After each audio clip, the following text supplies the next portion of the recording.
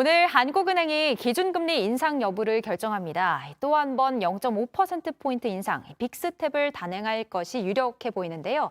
이렇게 금리가 빠른 속도로 오르면 단돈 10,000원이라도 이자를 더 주는 곳을 찾아서 옮겨 다니는 금융 노마드족도 더 늘어날 걸로 보입니다. 현명한 예금 갈아타기 전략, 오늘 손희의 금융 유튜버와 꼼꼼하게 알아보겠습니다. 안녕하세요. 안녕하세요. 네, 최근에 시중은행들이 예금 금리를 좀 빠르게 올리면서 이제 저축은행보다 더 주는 경우도 생겼더라고요. 네, 맞습니다. 보통 예적금 금리는 저축은행이 시중은행보다 더 많이 지급을 하는 편이었는데요. 오히려 요즘에는 역전이 된 상황입니다.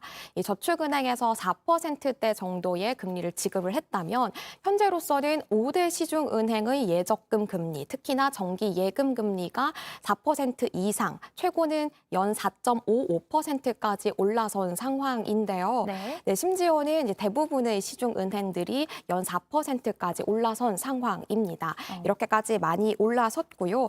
이렇게 된 이유가 있습니다. 이렇게 된 것은 한국은행이 기준금리를 올릴 때마다 은행들이 앞다퉈서 금리를 올린 거고요. 네. 게다가 최근에 은행권에서는 금리 예대차 이제 공시화가 됐기 때문에 이것이 의무화가 되면서 다른 은행들이 경쟁적으로 금리를 올리기 시작했습니다. 이렇게 되면서 다른 은행들도 4%까지 금리가 오르게 된 거죠. 그런데 오늘 이제 한국은행이 기준금리를 또 인상하잖아요. 뭐 0.25%포인트든 아니면 0.5%포인트든 일단 올릴 걸로는 보이는데 이러면 은행 예금 이자도 또 같이 오르게 되겠죠? 네, 한국은행이 오늘 지난 7월에 이어서 두 번째로 0.5%포인트 인상하는 빅스텝을 단행을 하게 되면은 사실상 이 금리 자체가 연 3% 시대가 열린다라고 볼 수 있습니다. 네. 그렇게 되면은 2011년 9월 이후에 10년 만에 이렇게 금리가 3%대로 올라가게 되는 건데요.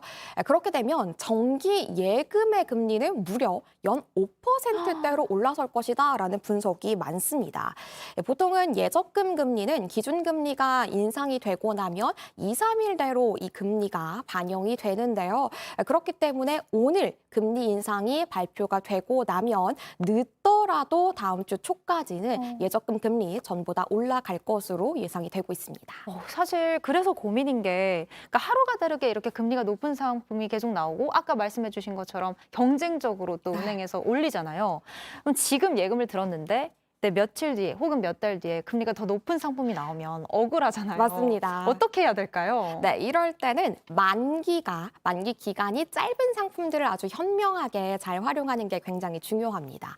예를 들어서 지금은 예금 상품에 가입을 하지 않고 금리가 비교적 높은 파킹 통장에 돈을 넣어둔다거나 혹은 만기 자체가 짧은 예를 들어 3개월이나 6개월 정도의 정기 예금에 가입하는 식으로 접근을 하는 건데요. 네. 그리고 나서 지금이 금리의 최정점이다라고 생각이 될 때에 만기가 긴 예금 상품들을 가입을 하시면 되겠습니다.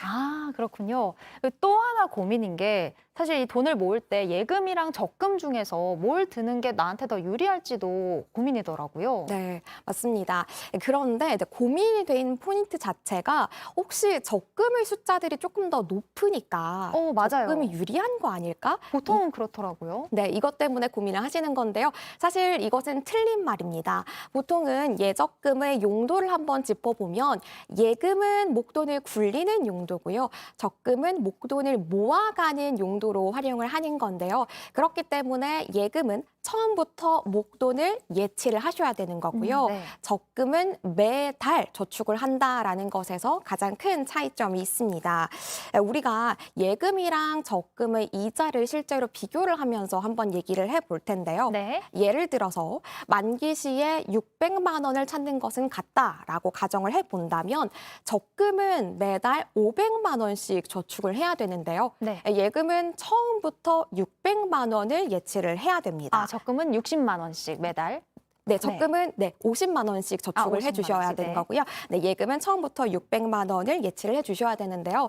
이렇게 금리가 동일하다라고 가정을 해본다면 우리가 5%라고 가정을 한번 해보겠습니다. 그렇게 되면 세전 기준으로는 예금 이자는 30만 원을 받게 되는 거고요. 네. 적금 이자는 16만 2,500원을 받게 됩니다. 굉장히 차이가 많이 나는 거잖아요. 네. 그렇기 때문에 적금이 더 유리한 거 아니야? 라고 생각하셨던 분들 좀 많이 충격받으실 수도 네. 있을 것 같은데요. 네, 이렇게까지 예금과 적금의 이자에서 차이가 나는 이유가 있습니다. 이 예금은 처음부터 만기 시까지 5%라고 했던 해당 금리를 온전히 매달 적용을 받는 거지만 적금은 매달 금리를 다르게 적용을 받는 건데요.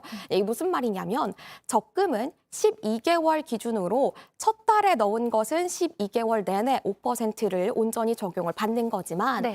마지막 달에 넣은 50만 원에 대해서는 5%의 12분의 1인 약 0.4%의 금리만 적용을 받는 겁니다. 확 줄어드네요. 네, 맞습니다. 네. 그렇기 때문에 이렇게까지 차이가 많이 나는 거고요.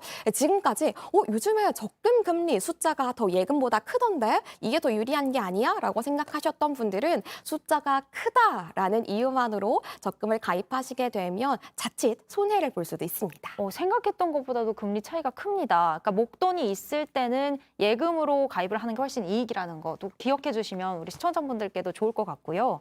이렇게 여윳돈이 있는 분들은 더 높은 금리를 찾아서 어디로 옮겨야 가나 좀 행복한 고민을 할 수 있겠지만 사실 문제는 빚이 많은 분들이거든요. 오늘 기준금리가 올라가면 대출금리도 같이 높아지겠죠. 네, 맞습니다. 이미 두 개 은행에서 주택담보대출 혼합형 금리는 7%를 넘어섰습니다.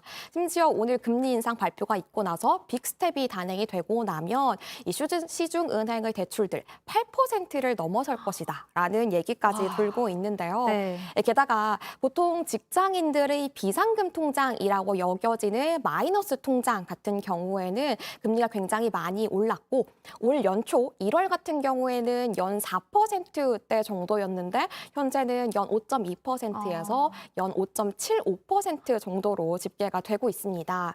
심지어 이것이 신용 점수에 따라서는 최고 연 10%까지 올라가는 경우들도 발생을 하고 있어서 이런 분들 같은 경우에는 이자 부담 굉장히 클 것으로 생각됩니다. 네, 그렇다면 대출을 여기저기서 많이 받은 분들 같은 경우에는 어떤 순서대로 갚아나가는 게 좀 좋을까요? 네, 순서 같은 경우에는 금리의 이자가 높은 것들 그리고 만기 자체가 얼마 남지 않은 것들부터 먼저 갚아주시는 것이 좋습니다. 네. 우리가 대출 이자 자체가 대부분이 6%대를 넘어섰기 때문에 이런 경우에서는 현명하게 대출 상환하는 것이 굉장히 중요하기 때문인데요.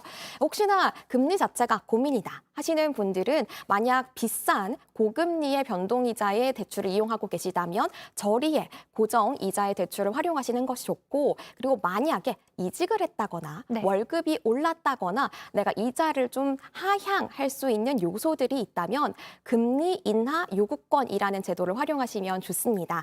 이 제도는 은행을 직접 방문하시거나 혹은 은행의 앱을 활용하시면 쉽게 신청하실 수 있습니다. 아, 네. 그러니까 자신의 현재 경제 상황 또 여러 가지 주변 상황들을 고려해서 판단을 하시면 좋을 것 같습니다. 지금까지 손희의 금융 유튜버였습니다. 고맙습니다. 감사합니다.